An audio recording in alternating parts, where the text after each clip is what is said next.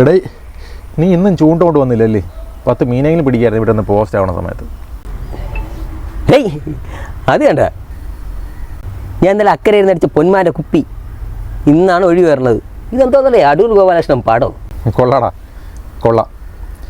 നിനക്കേ നമ്മുടെ പഞ്ചായത്ത് ഏതാണെന്ന് അറിയാമോ? അതാക്കെ അറിഞ്ഞൂടാ, മാണിക്കൽ പഞ്ചായത്ത്. അതറിയാമല്ല, സന്തോഷം. എടാ, നമ്മുടെ പഞ്ചായത്തിന് ഒരു പദ്ധതി ഉണ്ടായിരുന്നു. അതെന്തോന്ന് പദ്ധതിയടേ? അതാണ് പുഴയൊഴുകും മാണിക്കൽ. എടാ, നമ്മുടെ പഞ്ചായത്തിൽ ഇതുപോലുള്ള തോടുകളും നദികളും അതിൻ്റെയൊക്കെ കൈവഴികളും മാലിന്യമുക്തമായി സംരക്ഷിക്കുക. അതാണ് ഈ പുഴയൊഴുകും മാണിക്കൽ. തന്നെയാണ്.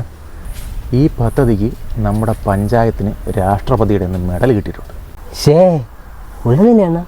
ഓ, ഉള്ളത് തന്നെ അണ്ണാ. നീയേ ഇന്നലെ ഒരു കുപ്പി എറിഞ്ഞെന്ന് പറഞ്ഞു.